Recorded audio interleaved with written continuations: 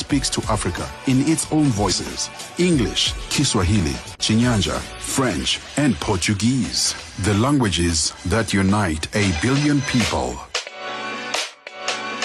We have been there through every It is a Wednesday, and here on Rise and Shine, we dedicate this day to shining the spotlight on Africans doing amazing things and shaping the continent's future. So this morning, we shine the spotlight on Kenyan Senator, 34-year-old, nominated for the 4th Senate in the 13th Parliament of Kenya to represent persons with disabilities and special interest groups.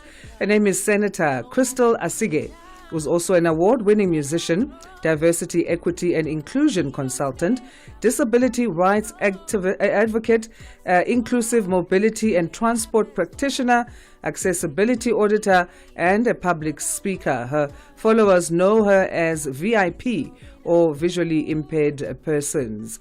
She joins us on the line to tell us more now about who she is and where she's going. Senator Crystal Asige, welcome to Africa Rise and Shine. How are you? Well, Asanda, how are you? I'm good, thank you very much. So this song we're playing in the background, I think let's start there. Tell us more about it. I understand it was quite well received on its release. Yes, it was. It's I did it in collaboration with our Ministry for Sports, because at the time, just a few months prior to my releasing the song, there were GBV issues within the sports sector. We had unfortunately lost one of our rising stars in athletics. Her name was Agnes Tirop, and she unfortunately was killed by her partner.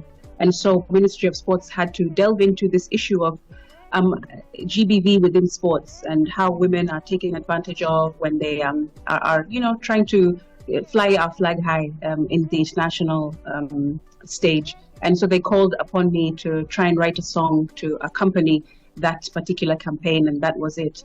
And it's just about women having to work twice as hard to get half as far, and even more so women with disabilities, because that is who I am and what I represent. Absolutely. You wear many, many hats, and I want to know how you fuse them together, if you even do fuse them together, or if you have to be multiple people all at the same time, and especially how music connects to politics for you. But let's go back in terms of how you even started to sing. You speak of a time when you were younger, and you used to sing to your mother in a way of expressing yourself better. For some reason, words didn't come as easily as they did in form of music for you. You would sing to your mom to tell her about how your day was coming back from school, if she asked. And you were dealing with some bullying, I think, at the time. So you were able to express yourself with music. Tell us more. Elementary school, I used to come home, and instead of telling her, like you say, about the bullies, I would sing what happened in school about the bullies. And that's when she realized, oh, Crystal has a knack of expressing herself, but through music, through song. And that moved into me writing poetry when I was about 7, 8, 9, 10, etc., and getting very much into public and performing arts in school, theater, anything I could do on stage. I would really enjoy it, because I would find it easy to express myself when I was on stage and almost in another character. So that's how it started. And when I was in university in the UK, I realized that people actually got paid for singing. That was the first time I ever went to like an open mic night, and I didn't know what that was about, because it was the first time I ever left Kenya. So when I saw people actually making a few coins, and people would appreciate you by giving you a few pounds, a few coins when you're singing at an open mic night, I thought, that's interesting. Perhaps I should consider doing this as a career when I finish university and I go back home, which is what I did. And funnily enough, nowadays with my politics, music, as well as politics, as well as public speaking and acting and theater, which is what I studied in university, all roll up into this beautiful ball of uniqueness as a legislator and as a politician, that I seem to be a unicorn in Parliament, because I can express myself not just by getting on a mic and speaking to the people, but also writing and singing to the people. So your music is described as Afropop, but let's talk about in terms of your subject matter. What would you say you touch on the most when it comes to your music? I would say that, well, people give me the feedback that my music is very inspirational, it's very motivational, because I like to yes, speak about good times and enjoyment, but more so about how to turn your perspective around, whatever the situation. So I always try to have a message or a narrative in my music of, hey, if you can change a circumstance, then yes, absolutely change it. But if you cannot change a circumstance, whatever that might be, then change how you look at your circumstance, because mindset and perspective really is the gateway from moving from sinking to swimming in whatever challenge you have. Then in varsity, you study film and theater. One would have thought maybe you were an economist or a sociologist or even a psychologist, or you studied under the humanities or social sciences, but you did film and theater. And you're also the fourth born child at home. And I know sometimes they say after the third child, the kids in the family start feeling like they're not being heard, the forgotten ones. Was that why you wanted to have a creative expression in varsity? As you were born in Mombasa, Kenya, as a fourth child, wanting to do film and theater? I think actually, I would say that is exactly it, because, as the last born, you have to really fight for everything, whether it's, the last piece of chicken on the table, or whether it's to be heard and seen and understood in family meetings. The last born is always like, oh, okay, you just sit there and listen to the rest of us speak. Yeah. So I think that was absolutely an outlet and for the road trips, okay, you're the forgotten one. They see after they've traveled about 2 kilometers that you're not in the car. Exactly, precisely. So yes, this was my opportunity to get on a stage and embody a character outside of who I am, to be able to speak the thoughts that I am actually thinking, and to say what I really want to say. And then you went into music with the film and theater. So that transition, tell us about that. Yeah, from the film and theater, as I said, I saw a lot in the UK when I was studying in Bristol, and that is a very creative city. Very many creative people go to Bristol, actually, which is in the west of England. And from that experience, that exposure, when I came back home, and I struggled to find work, Asanda. I tried to look for media jobs. I went to media houses saying, hey, I've worked, because when I was in university, I also worked at BBC just after I finished. So I was like, I have this experience with BBC. I think I can do the job. So can you give me some work? But many media houses in Kenya looked at my visual impairment and they thought, are you sure you can get into TV? Are you sure you can? Nah, we don't think you can. So I was rejected a lot. So when I went back home to Mombasa, and I was sort of like recalibrating and trying to figure out how will I now live with my disability and find work, I thought, I don't want to be employed, because I keep getting rejected every door I walk into. I want to employ myself. And that's when I had to, put the battery or fire the battery in my own back and say, let me try and infuse my music, my theater and film degree, as well as my passion for disability rights and human rights in general, and what would that come up with? And so the first thing I did was open a YouTube channel, and I called it Blind Girl Manenos. Maneno is a Swahili word which just means like stuff or things. So blind girl things, from how I cook now as a blind person, to how I clean, how I iron, how I go shopping. I just wanted people to understand my new, in quotes, life, because before I left for varsity, I had my eyesight. When I came back from varsity, I had lost my eyesight. So people were really wondering, how do you live now? So I infused all of my different skills and talents into this vlog on YouTube, and then, of course, into music as well. And let's talk about that, the fact that you were not born with an eye or seeing impairment. When you were told that you have glaucoma as a teenager, which led to the loss of your eyesight, first of all, do you have memories of before that time when you were younger, before the age of 14, 15? And talk to us about, that moment in that doctor's office when you were sitting down and hearing this diagnosis and what's going through your mind. I do have really fond memories. I have lots of vivid memories of being able to see when I used to play, when I was taught how to ride a bike, which I failed miserably at, by the way. I used to be a swimmer, and I really enjoyed the sea, the ocean, swimming. I used to actually compete nationally when I was a teenager, before I lost my eyesight. And I remember lots of things, my parents' faces, my siblings' faces, my own face. I remember what I used to look like. Of course, I don't know what I look like right now, but I have very fond memories. And thanks. Thanks. I should hear that every morning. I'll carry it around with me every morning to hear that. Thank you. But yes, I carry those memories with me all the time so that I can just, it gives me fuel to continue when I do move around without my eyesight. And I always say that I love going to bed because when I go to sleep and I dream in color and absolutely clearly. So I still have, eyesight in that way.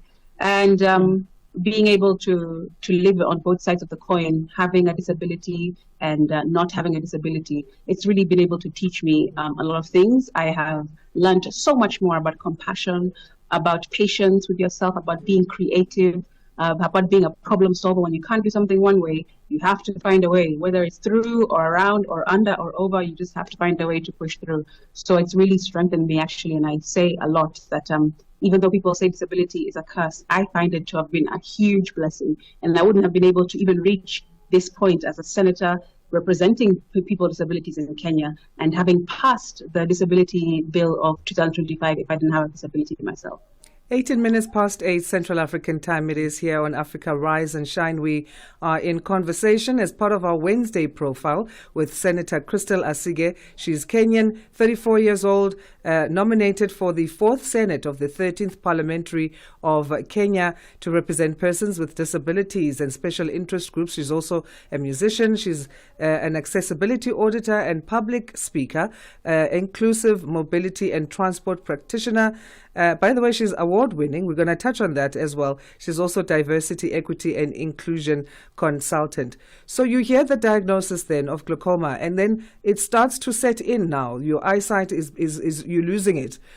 How did you adjust then your life from that moment to living a full life? And you do live a full life now, to where you are now.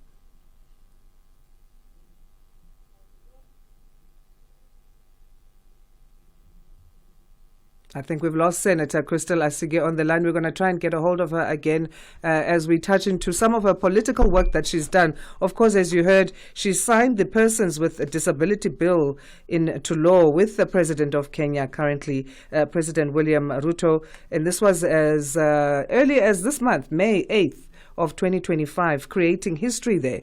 Let's see if we can try and get a hold of her on the lines again. I don't know what happened there.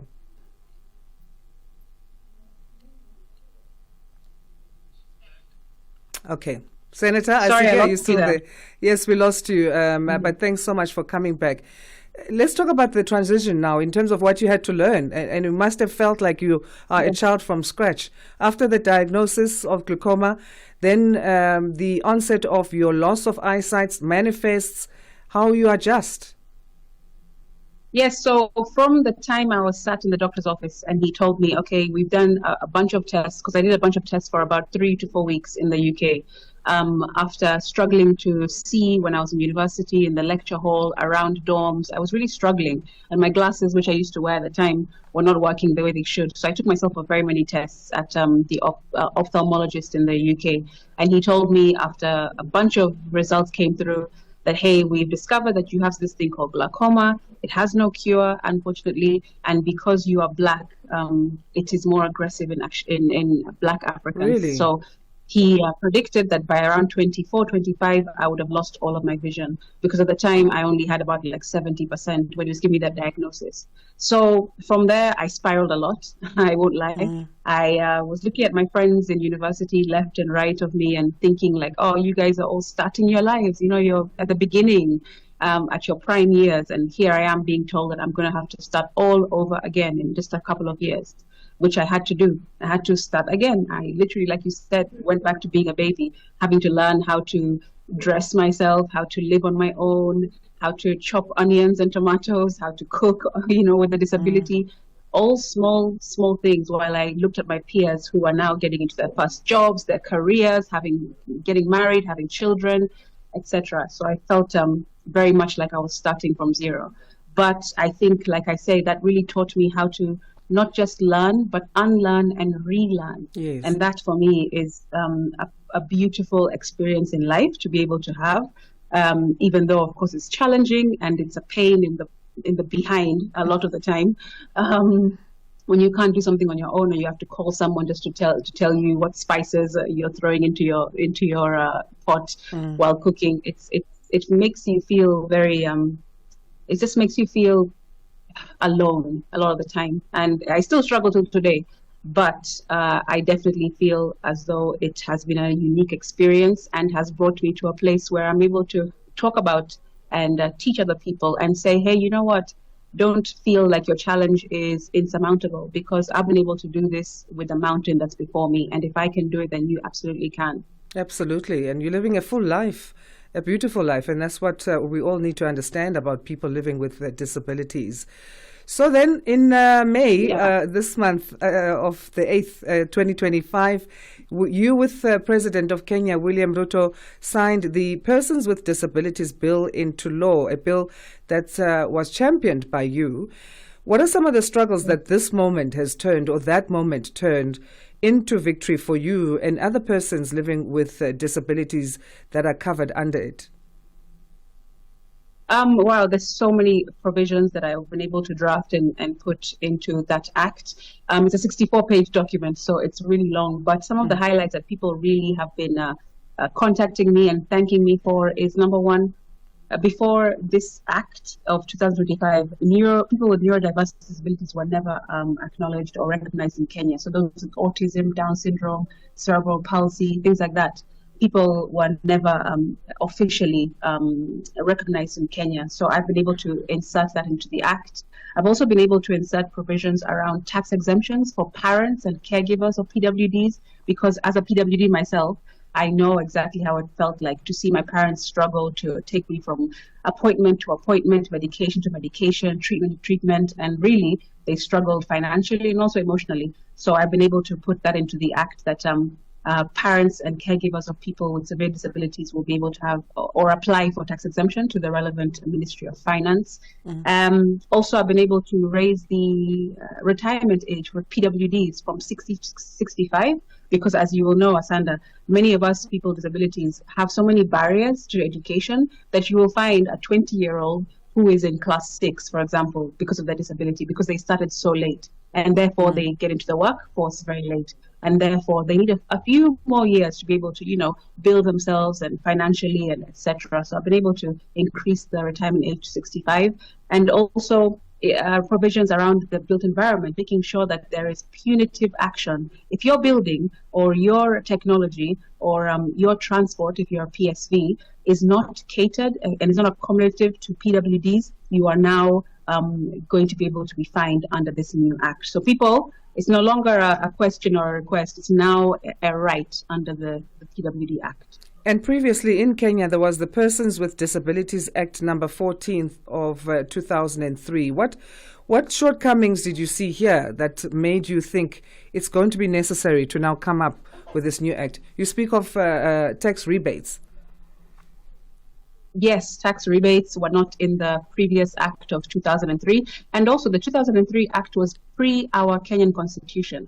Our constitution is 2010. And so this act was not in line with our own constitution. So you see, there are many issues which I saw within just that discrepancy. Also, the 2003 act that I just finished, that I just repealed with my new act, was not in line with other instruments that Kenya is a signatory to. For example, the United Nations Convention on the Rights of Persons with Disabilities, which came in 2008, and Kenya ratified to be a signatory to that. So you see, it was before the CRPD, it was before the Kenyan Constitution. So there are many things, as you can imagine, that were missing in terms of rights and freedoms. Also, in the old Act of 2003, there were no punitive action for discriminated against a PWD. So you could discriminate and the law will not tell you that you have to go to court or there'll be a fine or there'll be any kind of repercussion. So you see, people were sort of like going around sort of unchecked for discrimination against PWDs with the old Act. Kenya also has the National Council for Persons with Disabilities. So how will this new act now or new bill strengthen the functions of that? Yes, there's many things that I've been able to improve with the function of the National Council, which takes care of PWDs, including the membership of the board, including some of their programming and activities, including their mandates, for example, to be able to audit a building and say, hey, build bank building or university campus, we have come, we've audited as a national council your structure or your premises, and we have found that it's not accessible to people with disabilities, and therefore they're able now to give said building a summons or a document saying this is what you should improve, and they give them as well a duration to make those improvements. And if that building or the management of said institution does not make those adjustments through that order, then they are able to, like I said, face punitive actions, which include a fine or taking them to court as well. So that is something that strengthens the council a lot, because they didn't have much teeth before this act of 2025. You were 2024 times 100 Next honoree. Congratulations, as well as Kenya's top 40 under 40 winner. What do these types of recognition mean for you? Apart from just a personal highlight and a personal achievement, I think it means something greater, which is that through me, I want to be able to show people, not just people with disabilities, but people who are non-disabled in the country and outside of the country, that, hey, when you give people with disabilities a fair shake, when you give us a level playing field, we can achieve so much more than you could ever imagine. And being able to go to New York last year and being honored with a Time 100 on the Time 100 list next to fantastic people like Senegalese president, who is also a young activist, many innovators, scientists, musicians, athletes as well across the world. Being able to be on that list, for me, I was like, wow. First of all, who knew that people in New York were looking at my work, first of all, as a small girl from Mombasa, Kenya. But second of all, it's like, hey, being put on this platform shows the world that when, like I said, you see and hear and understand and give opportunities to PWDs, we can actually, raise the bar really high. So I want it to be able to encourage young people, to encourage young girls with disabilities, to encourage anyone really who feels different, who feels unseen, who feels they're not being given a fair opportunity, to say you can do it. And if you just keep pushing, somebody in the right place will see you at the right time. And I know there's already a lot on your plate, but I see you coming up with your own awards ceremony to uplift the dignity and the rights of persons living with disabilities in Kenya. I'm going to be there on the first awards ceremony and say, I told you so. I would love you to be. I would love you to be. And actually, it's part of what I'm doing, not just trying to raise the flag high for disability and inclusion in Kenya, right, but I go around the continent as well. I've been to Zambia talking about, I've been to Nigeria. I'm also just about to get on a flight to go to Zimbabwe soon. And South Africa hopefully will be towards the end of the year. So I'm trying to, scream this message from the rooftops across Africa, not just in Kenya. Awesome. We'll leave it there for today. And we should have an hour to talk to you, honestly. But this is broadcasting, so this is all the time we have. But we really appreciate your time again. Thank you so much for inviting me. Look forward to speaking soon. All right. Senator Crystal Asige speaking to us on the line there as our part of Wednesday Rise and Shine program, profile rather, that's part of our program.